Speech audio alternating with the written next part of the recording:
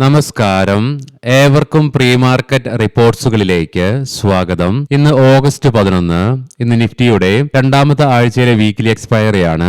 ആയതിനാൽ തന്നെ ഇന്ന് മാർക്കറ്റില് വോൾട്ടാലിറ്റിയും എക്സ്പെക്ട് ചെയ്യേണ്ടതായിട്ട് വരും. വെസ്റ്റ് ഏഷ്യയുമായി ബന്ധപ്പെട്ടുകൊണ്ട് ഇന്നലെ കാര്യമായുള്ള ആക്രമണമോ പ്രത്യാക്രമണങ്ങളോ റിപ്പോർട്ട് ചെയ്തില്ലെങ്കിൽ കൂടിയിട്ടും നിരാശജനകമായ വാർത്തയാണ് വന്നുകൊണ്ടിരിക്കുന്നതും. അതായത് US പ്രസിഡന്റ് ഡൊണാൾഡ് ട്രംപുമായിട്ട് ഭാവിയിൽ ഇറാൻ ചർച്ചകൾക്കില്ലെന്നുള്ള വ്യക്തത വരുത്തിയിട്ടുണ്ട്. കൂടാതെ 2029 ട്രംപിന്റെ പ്രസിഡന്റ് കാലാവധി അവസാനിക്കുന്നതുവരെ കാത്തിരിക്കുവാനാണ് ഇറാന്റെ തീരുമാനമെന്നും മാത്രമല്ല യുഎസിന്റെ ഭാഗത്ത് നിന്നും തങ്ങളുടെ ഡിമാൻഡുകൾ അംഗീകരിക്കുന്നതോടം വരെ ഹോർമൂസ് അടച്ചിടാൻ തന്നെയാണ് തങ്ങളുടെ തീരുമാനമെന്നുള്ള കാര്യത്തിൽ ഇറാൻ വ്യക്തത വരുത്തുകയും ചെയ്തു. അതുകൊണ്ട് തന്നെ ഇനി ട്രംപിന്റെ കാലാവധി അവസാനിക്കുവാൻ 2-3 വർഷങ്ങൾ ബാക്കി നിൽക്കുന്നതുകൊണ്ട് തന്നെ ഇറാന്റെ ഭാഗത്ത് നിന്ന് വന്ന ഈ ഒരു പ്രസ്താവന ഗ്ലോബൽ മാർക്കറ്റിനെ നിരാശപ്പെടുത്തിയിട്ടുമുണ്ട്. എണ്ണയുടെ വില ഉയരുവാൻ ഇതിടയാക്കുകയും ചെയ്തു. എന്നാൽ ഇറാന്റെ ഭാഗത്ത് നിന്നും ഇങ്ങനെ ഒരു സ്റ്റേറ്റ്മെന്റ് വന്നതിന് ശേഷം US പ്രസിഡന്റ് ട്രംപിന്റെ ഭാഗത്ത് നിന്നും ഇറാനുമായിട്ടുള്ള ഭാവിയിൽ നടക്കുന്ന സമാധാന ചർച്ചകളില് മുൻകാല സംഘർഷങ്ങളിൽ കൊല്ലപ്പെട്ട അമേരിക്കക്കാർക്ക് വേണ്ടി ഉള്ള നഷ്ടപരിഹാരം ഉൾപ്പെടുത്തണമെന്നുള്ള നിബന്ധന ട്രംപ് മുന്നോട്ട് വെച്ചിട്ടുണ്ട്. ഇറാനും USഉം തമ്മിലുള്ള ചർച്ചകൾ ഡയറക്റ്റ് ആയിട്ട് നടക്കുന്നില്ലെങ്കിലും ഇൻഡയറക്റ്റ് ആയിട്ട് നടക്കുന്നുണ്ടെങ്കിൽ കൂടിയിട്ടും ഇന്നലെ ഇറാന്റെ ഭാഗത്ത് നിന്ന് വന്ന ഈ ഒരു പ്രസ്താവന മാർക്കറ്റിൽ ഉത്കണ്ഠ സൃഷ്ടിക്കുന്നുമുണ്ട്. കൂടാതെ ഇറാന്റെ ഭാഗത്ത് നിന്നും ഒമാനുമായിട്ടുള്ള തങ്ങളുടെ ഹോർമോസ് വഴിയുള്ള പുതിയ കപ്പൽ പാതയെക്കുറിച്ചുള്ള ചർച്ചകൾ അവസാന ഘട്ടത്തിലേക്ക് എത്തിയെന്നും എന്നാൽ തങ്ങളുടെ നഷ്ടപരിഹാരം നൽകാതെ മുൻപ് പറഞ്ഞ പോലെ തന്നെ പരിപൂർണമായിട്ടുള്ള കപ്പൽ സഞ്ചാരം തങ്ങൾ അനുവദിക്കുകയില്ലെന്നുള്ള പ്രസ്താവന കൂട്ടിച്ചേർത്തിട്ടുമുണ്ട്. ആയതിനാൽ തന്നെ ഹോർമോസുമായി ബന്ധപ്പെട്ടുള്ള കാര്യങ്ങൾക്ക് കൂടുതൽ രൂക്ഷത വരുന്നതല്ലാതെ അയവ് ഇതുവരെ വരുന്നതായിട്ട് കാണാനായിട്ടും സാധിക്കുന്നില്ല.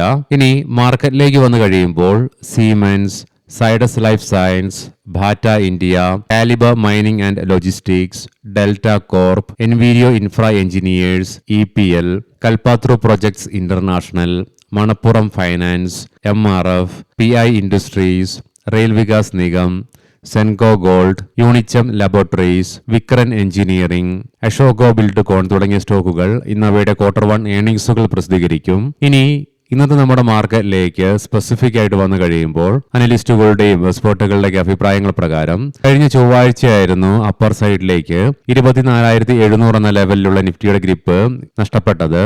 ആയതിനാൽ തന്നെ ഇന്ന് നിഫ്റ്റിക്ക് 24,700 തുടർന്ന് 24,800 എന്നീ റേഞ്ചുകൾ അതിശക്തമായി മറികടന്നുകൊണ്ട് ഈ ലെവലുകൾക്ക് മുകളിലായിട്ട് നിലനിന്നെങ്കിൽ മാത്രമേ തുടർന്ന് മുന്നോട്ടൊരു പ്രയാണം നിഫ്റ്റിക്ക് സാധ്യമാവുകയുമുള്ളൂ.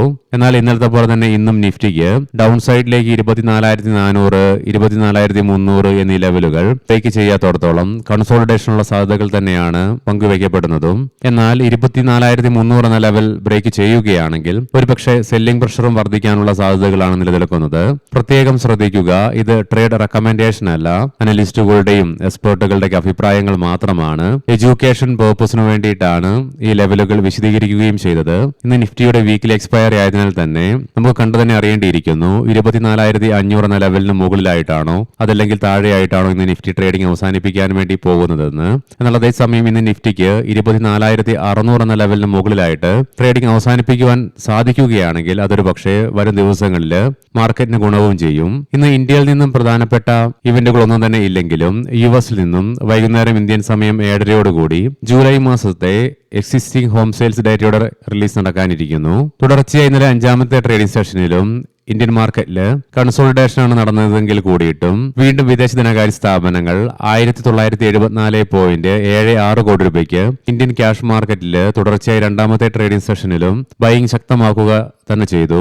അതേസമയം ആഭ്യന്തര ധനകാര്യ സ്ഥാപനങ്ങൾ 1,290.29 കോടി രൂപയുടെ സെല്ലിംഗ് ആണ് ഇന്നലെ നടത്തുകയും ചെയ്തത്. തീർച്ചയായിട്ടും ആഭ്യന്തര ധനകാര്യ സ്ഥാപനങ്ങൾക്ക് അവരുടെ പ്രോഫിറ്റ് ബുക്കിംഗ് തുടർന്നേ പറ്റുകയുള്ളൂ. കാരണം ഒത്തിരിയേറെ നാളുകളായി വിദേശ ധനകാര്യ സ്ഥാപനങ്ങൾ ഇന്ത്യൻ ക്യാഷ് മാർക്കറ്റിൽ നിന്നും വിറ്റഴിച്ചപ്പോൾ അവർ ശക്തമായ രീതിയിലായിരുന്നു ഇന്ത്യൻ മാർക്കറ്റിനെ സപ്പോർട്ട് ചെയ്തുകൊണ്ടിരുന്നതും. ആയതിനാൽ തന്നെ ഇനി വരും ദിവസങ്ങളിലും വിദേശ ധനകാര്യ സ്ഥാപനങ്ങൾ ബൈയിങ് ശക്തമാക്കുകയാണെങ്കിൽ ഒരുപക്ഷെ ആഭ്യന്തര ധനകാര്യ സ്ഥാപനങ്ങൾ അവരുടെ ഭാഗത്തു നിന്നുമുള്ള സെല്ലിംഗ് വർദ്ധിപ്പിക്കാനുള്ള സാധ്യതകളും നിലനിൽക്കുന്നുണ്ട്. AGS ടെക്നോളജീസിന്റെ IPO ഇന്ന് SME സെഗ്മെന്റിലേക്ക് ലിസ്റ്റ് ചെയ്യപ്പെടും. Gland Pharma, Castrol India, Chambal fertilisers and chemicals, Dhunseri ventures, E&E enterprises, gateway district parks, Godfrey Phillips India തുടങ്ങിയ സ്റ്റോക്കുകളുടെ എക്സ് ഡിവിഡന്റ് ഡേറ്റ് ആണ് ഇന്ന്. ADRലേക്ക് വരുമ്പോൾ ഒത്തിരിയേറെ ട്രേഡിംഗ് സെഷനുകൾക്ക് ശേഷം വീണ്ടും ഇന്ത്യൻ ADR മേഖലയിൽ ശക്തമായ ഇടിവാണ് ഇന്നലെ അനുഭവപ്പെട്ടതും. ആകെ ഇൻഫോസിസ് ADRന് മാത്രമേ 4% നേട്ടത്തോടുകൂടി ട്രേഡിംഗ് അവസാനിപ്പിക്കുവാനായുള്ളൂ.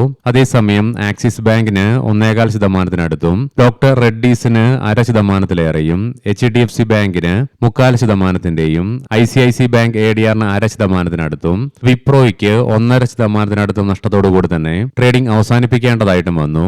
ഗ്ലോബൽ മാർക്കറ്റിലേക്ക് വന്നു കഴിയുമ്പോൾ കഴിഞ്ഞ വെള്ളിയാഴ്ചയുണ്ടായ അൺഎക്സ്പെക്ടഡ് ആയിട്ട് വന്നിട്ടുള്ള ജോബ് ഡാറ്റയെ തുടർന്ന് US മാർക്കറ്റുകൾക്ക് വീണ്ടും ശക്തി ആർജിക്കുവാൻ സാധിച്ചെങ്കിലും ഇന്നലെ US മാർക്കറ്റിന് അതിന്റെ ശക്തി ചോർന്നു പോകുന്ന കാഴ്ചയാണ് കാണുവാനായിട്ടും സാധിക്കുക. S&P 500-ന് ഫ്ലാറ്റ് ആയിട്ട് നെഗറ്റീവ് സെന്റിമെന്റ്സോടുകൂടിയും നാസ്ഡാക്കിന് 0.32%-ന്റെ നഷ്ടത്തോടുകൂടിയും ട്രേഡിംഗ് അവസാനിപ്പിക്കേണ്ടതായിട്ടും വന്നു. അതേസമയം യുഎസിലെ ഡോ ജോൺസ് ഫ്യൂച്ചറും നിലവിൽ 55 പോയിന്റുകളുടെ നേരിയ നഷ്ടത്തിലാണ് ട്രേഡിംഗ് നടത്തിക്കൊണ്ടിരിക്കുന്നതും. യൂറോപ്യൻ മാർക്കറ്റ്സിൽ UK മാർക്കറ്റിന് 0.5%-ലേറെ നഷ്ടത്തോടുകൂടിയും അതേസമയം ഫ്രാൻസ്, ജർമ്മൻ മാർക്കറ്റുകൾക്ക് നേരിയ നേട്ടത്തോടുകൂടിയും ട്രേഡിംഗ് അവസാനിപ്പിക്കുവാനുമായി നിലവിലെ ഗിഫ്റ്റ് നിഫ്റ്റിയുടെ ഇൻഡിക്കേഷൻ പ്രകാരം ഫ്ലാറ്റ് ആയിട്ടുള്ളൊരു ഓപ്പണിംഗ് ആണ് ഇന്ന് നമ്മുടെ മാർക്കറ്റിൽ എക്സ്പെക്ട് ചെയ്യുവാനായിട്ടും സാധിക്കുക. ഏഷ്യൻ മാർക്കറ്റ്സിൽ ജപ്പാൻ മാർക്കറ്റ് ഇന്ന് ഓപ്പൺ ആയിട്ടില്ല. കൊറിയൻ മാർക്കറ്റ് 0.5%-ലേറെ നഷ്ടത്തോടുകൂടിയിട്ടാണ് ഇന്ന് ട്രേഡിംഗ് ആരംഭിച്ചിട്ടുള്ളതും. കൊമോഡിറ്റിയിൽ ബ്രെന്റ് ക്രൂഡിന്റെ വില $85 എന്ന സൈക്കോളജിക്കൽ ലെവൽ മറികടന്നുകൊണ്ട് $87.82 എന്ന നിലയിലേക്കും ക്രൂഡ് ഓയിലിന്റെ വില 80 എന്ന സൈക്കോളജിക്കൽ ലെവൽ മറികടന്നുകൊണ്ട് $82.23 പെർ ബാരൽ എന്ന നിലയിലുമായിട്ടാണ് ട്രേഡിംഗ് നടത്തിക്കൊണ്ടിരിക്കുന്നത്. ഗോൾഡിന്റെ വിലയിലും 0.5%-ന്റെ ഉയർച്ച അനുഭവപ്പെടുന്നുണ്ട്. $412.52 പെർ ഔൺസ് എന്ന നിലയിലേക്ക് സ്വർണത്തിന്റെ വില എത്തിച്ചേരുകയും ചെയ്തു. നിഫ്റ്റിയുടെ PCR 0.85 എന്ന നിലയിലായിട്ടും മാക്സ് പെയിൻ 24,600 എന്ന ലെവലിൽ തന്നെയായിട്ടും നിലകൊള്ളുന്നു. ഇന്നലെയും നിഫ്റ്റിക്ക് കൺസോളിഡേഷൻ തുടർന്നതിന്റെ ഫലമായിട്ട് അതിന്റെ എല്ലാ കീ മൂവിംഗ് ആവറേജുകളുടെ മുകളിലായിട്ടും ക്രോസിംഗും രേഖപ്പെടുത്തുവാനായി, മാത്രമല്ല RSIയും സ്റ്റാൻസിലായിട്ട് തന്നെ തുടരുന്നുമുണ്ട്. വീക്കിലി ഓപ്ഷൻസ് ഡാറ്റ പ്രകാരം 24,600 എന്ന സ്ട്രൈക്കിലാണ് കോൾ സൈഡിലേക്ക് ഏറ്റവും കൂടുതൽ ഓപ്പൺ ഇൻട്രസ്റ്റ് കാണുവാൻ സാധിക്കുന്നതെങ്കിലും 24,900 എന്ന സ്ട്രൈക്കിലാണ് ഏറ്റവും കൂടുതൽ കോൾ റൈറ്റിംഗ് നിലവിൽ കാണുക. അതേസമയം പുട്ട് സൈഡിലേക്ക് 24,500 എന്ന സൈക്കോളജിക്കൽ ലെവലിലാണ് ഏറ്റവും കൂടുതൽ ഓപ്പൺ ഇൻട്രസ്റ്റും അതേ സ്ട്രൈക്കിൽ തന്നെയാണ് ഏറ്റവും കൂടുതൽ പുട്ട് റൈറ്റിംഗും നിലവിൽ കാണുക. ഇനി നമുക്ക് ഇന്നത്തെ പ്രധാനപ്പെട്ട സ്റ്റോക്കിംഗ് ന്യൂസുകൾ പരിശോധിക്കാം. മുൻകൂട്ടി ഓർമ്മിപ്പിച്ചുകൊള്ളട്ടെ, ഇത് ഒരു ബൈ ഓർ സെൽ റെക്കമെൻഡേഷൻ അല്ല. ലുപ്പിൻ മുതിർന്നവരിലെ ഹൈപ്പർ കലീമിയ ചികിത്സയ്ക്കായി 5 ഗ്രാം 10 ഗ്രാം പാക്കറ്റുകളിലുള്ള സോഡിയം സിർക്കോണിയം സൈക്ലോസിലിക്കേറ്റ് ഉപയോഗിക്കുന്നതിന് കമ്പനിക്ക് US FDA-യിൽ നിന്നും അനുമതി ലഭിച്ചു. ടെക്സ്മാക്കോ റെയിൽ ETCS അഥവാ യൂറോപ്യൻ ട്രെയിൻ കൺട്രോൾ സിസ്റ്റം സംവിധാനത്തിനായുള്ള തന്ത്രപരമായ സഹകരണം ഉറപ്പാക്കുന്നതിനായി ബെൽജിയം ആസ്ഥാനമായിട്ടുള്ള ദ സിഗ്നലിംഗ് കമ്പനി LVയുമായി കമ്പനി ഒരു ധാരണാപത്രത്തിൽ ഒപ്പുവെച്ചു. ഭാരത് ഇലക്ട്രോണിക്സ് ജൂലൈ 31-ന് ശേഷം 541 കോടി രൂപയുടെ അഡീഷണൽ ഓർഡേഴ്സ് കമ്പനിക്ക് ലഭിച്ചു. സെൻ ടെക്നോളജീസ് സിമുലേറ്ററുകൾ വിതരണം ചെയ്യുന്നതിനായിട്ട് പ്രതിരോധ മന്ത്രാലയത്തിൽ നിന്ന് 295 കോടി രൂപയുടെ ഓർഡർ ലഭിച്ചു. അപ്പാർ ഇൻഡസ്ട്രീസ് 14,801 രൂപ 25 പൈസ പെർ ഷെയർ എന്ന ഫ്ലോർ പ്രൈസിൽ കമ്പനി തങ്ങളുടെ ക്വാളിഫൈഡ് ഇൻസ്റ്റിറ്റ്യൂഷണൽ പ്ലേസ്മെന്റ് ഓഗസ്റ്റ് 11 അഥവാ ഇന്ന് ആരംഭിക്കും. BSE 2026 സെപ്റ്റംബർ 30 മുതൽ NSE നിഫ്റ്റി 50 ഇൻഡെക്സിൽ നിന്നും വിപ്രോയ്ക്ക് പകരം BSE ഉൾപ്പെടുത്തുവാൻ തീരുമാനിച്ചു. വോഡഫോൺ ഐഡിയ പറയാൻ പോകുന്ന റിസൾട്ടുകളൊക്കെ Q1 consolidated year on year ബേസിസിലാണ്. കമ്പനിയുടെ ലോസ് കഴിഞ്ഞ വർഷം ഇതേ ക്വാർട്ടറിൽ 6,608 കോടി രൂപയിൽ നിന്നും ഇത്തവണ 3,754 കോടി രൂപയായി കുറച്ചപ്പോൾ റവന്യൂവില് 6% വർധനവും രേഖപ്പെടുത്തി. PC ജ്വല്ല പ്രോഫിറ്റില് 37.2%-ന്റെയും റവന്യൂവില് 21%-ന്റെയും വർധനവ് രേഖപ്പെടുത്തി. ക്വാളിറ്റി പാറ്റിൽ ഡെവലപ്പേഴ്സ് കഴിഞ്ഞ വർഷം ഇതേ ക്വാർട്ടറിൽ 17 കോടി രൂപ ലോസിൽ നിന്നും ഇത്തവണ 146.3 കോടി രൂപയുടെ പ്രോഫിറ്റ് റിപ്പോർട്ട് ചെയ്തപ്പോൾ റവന്യൂവില് 11 മടങ്ങിന്റെ വർധനവ് രേഖപ്പെടുത്തിക്കൊണ്ട് 82.4 കോടി രൂപയിൽ നിന്നും 919 കോടി രൂപയായിട്ട് വർധനവും രേഖപ്പെടുത്തി. ഗ്ലാൻ ഫാർമ പ്രോഫിറ്റില് 47.1%, റവന്യൂവില് 19.6% ഉയർച്ച രേഖപ്പെടുത്തി. ലോയിഡ്സ് മെറ്റൽസ് ആൻഡ് എനർജി പ്രോഫിറ്റില് 165%, റവന്യൂവില് 209% വർധനവ് റിപ്പോർട്ട് ചെയ്തു. ലൂമാക്സ് ഓട്ടോ ടെക്നോളജീസ് പ്രോഫിറ്റില് 109.2%, റവന്യൂവില് 32.9% വർധനവും രേഖപ്പെടുത്തി.